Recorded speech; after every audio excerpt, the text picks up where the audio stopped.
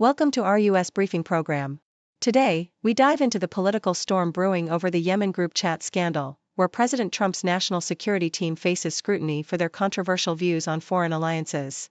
The scandal not only highlights operational security lapses but also reveals a troubling disdain for European partnerships, raising eyebrows about the future of US diplomacy.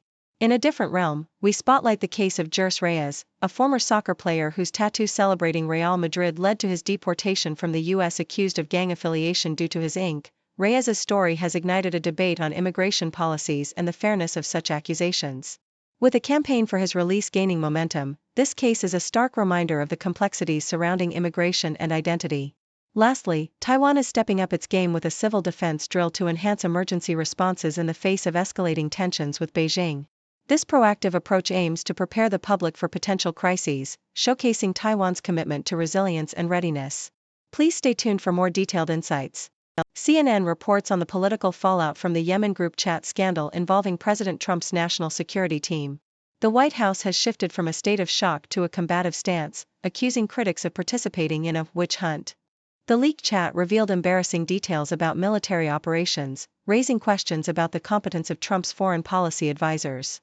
Notably, Defense Secretary Pete Hegseth appeared naive in his remarks about operational security, while National Security Advisor Mike Waltz's reputation has suffered due to his involvement in the chat. The administration's approach to foreign policy is characterized by a transactional attitude towards allies, particularly Europe, and a troubling disregard for established diplomatic norms, as evidenced by the disdain expressed for European nations in the chat. CNN also covers the story of Jerce Reyes, a Venezuelan deportee whose tattoos led to his detention by ICE. Reyes, a former professional soccer player, was accused of gang affiliation due to his tattoos, which he claims were misinterpreted. His lawyer argues that the tattoos, including a soccer ball representing his favorite team, Real Madrid, do not indicate criminal behavior. Reyes's partner and community members have rallied to support him, emphasizing his innocence and dedication to his family. Despite having entered the U.S. legally and seeking asylum, he was deported to El Salvador, where he now faces serious risks in a notorious prison.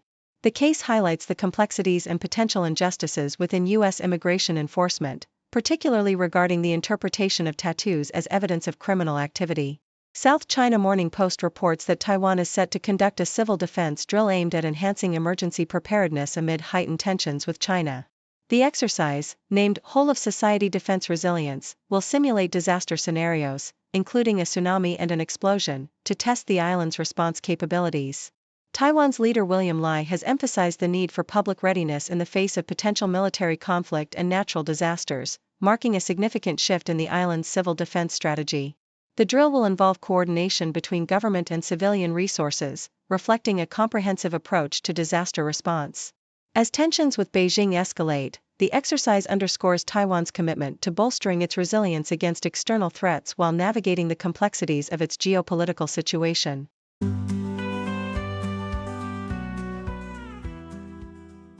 South China Morning Post reports that Contemporary Amperex Technology Limited, CATL, a leading lithium-ion battery producer, has received approval from the China Securities Regulatory Commission, CSRC, to launch a significant IPO in Hong Kong, aiming to raise at least $5 billion. This move is poised to be the largest IPO in the city in 4 years, surpassing Kuaishou Technology's $6.2 billion raise in January 2021. CATL plans to utilize the funds to expand its manufacturing capabilities overseas, particularly in Europe, where it has already invested heavily in a plant in Hungary and is planning another facility in Spain. The company's revenue from overseas sales highlights its growing international presence, although it faces challenges such as capacity constraints and tariffs imposed by the US and EU on Chinese electric vehicles. According to the Associated Press, a recent court hearing in Decatur, Alabama, has brought to light the complexities surrounding a police shooting incident that resulted in the death of Steve Perkins, an armed black man. Body camera footage played in court showed conflicting perspectives on the events leading to Perkins' death, including whether he pointed his gun at Officer Mac Marquette, who has been charged with murder. The case raises significant questions about the state's stand your ground law and the legality of police involvement in the repossession attempt that led to the confrontation. The courtroom was filled with supporters from both sides, reflecting the ongoing community tension surrounding the incident, as the judge prepares to deliberate on Marquette's potential immunity from prosecution. Nikkei Asia reports that the Trump administration has intensified its efforts to restrict China's access to advanced technologies by expanding the trade blacklist to include 80 organizations, primarily targeting Chinese entities. The Bureau of Industry and Security aims to prevent the Chinese Communist Party from acquiring capabilities in artificial intelligence, advanced computing, and military technologies such as hypersonic missiles. This move underscores a broader strategy to safeguard U.S. national security by ensuring that American technology is not misused against the U.S. or its allies. The expansion of the blacklist also aims to disrupt the procurement of military-related technologies by countries like Iran, further illustrating the geopolitical tensions surrounding technological advancements and security.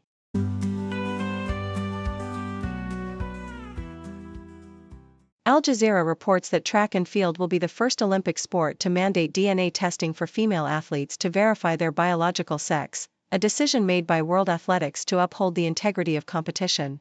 President Sebastian Coe emphasized the importance of this measure, explaining that it aims to provide confidence in the fairness of women's sports. The testing process will involve non-invasive cheek swabs and blood spot tests, conducted only once per athlete's career.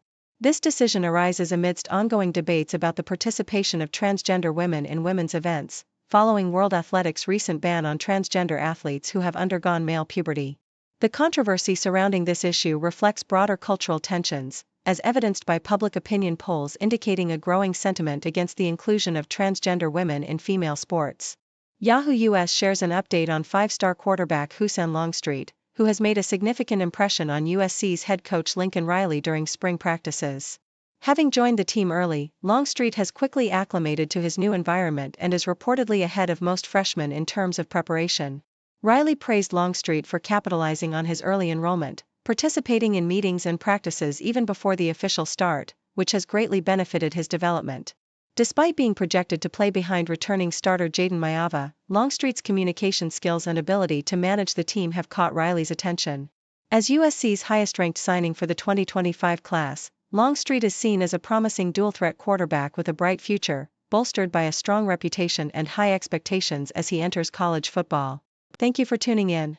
The content above showcases the latest briefing reports and analytical synopses, thoughtfully curated by the 6Do team.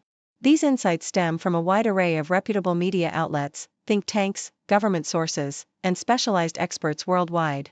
We encourage you to explore these sources for a comprehensive perspective. Keep in mind that while the content may not always align with the official standpoint of 6Do Brief, it's not meant to be taken as absolute directives for decision-making. Comprising seasoned media professionals, learned scholars, and accomplished scientists, the 6Do team embodies a trailblazing, fully independent media entity. To customize 6Do Brief to meet your professional needs, you have the option to subscribe to a diverse array of briefings on our website, 6dobrief.com. Regardless of your location, you can conveniently receive 6Do Brief via email.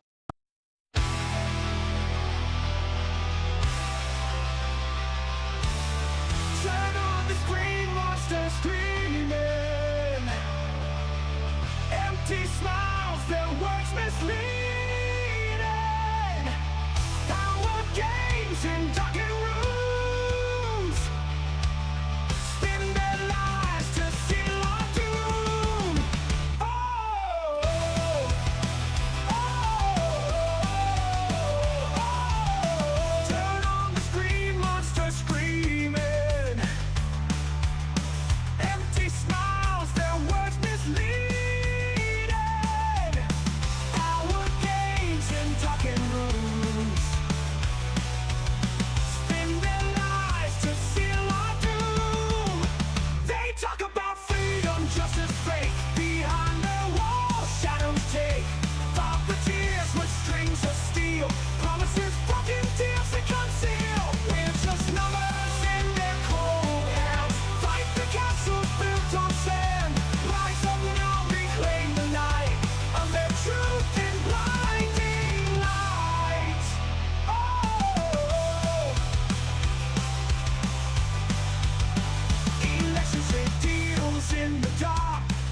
Lost in power's arc.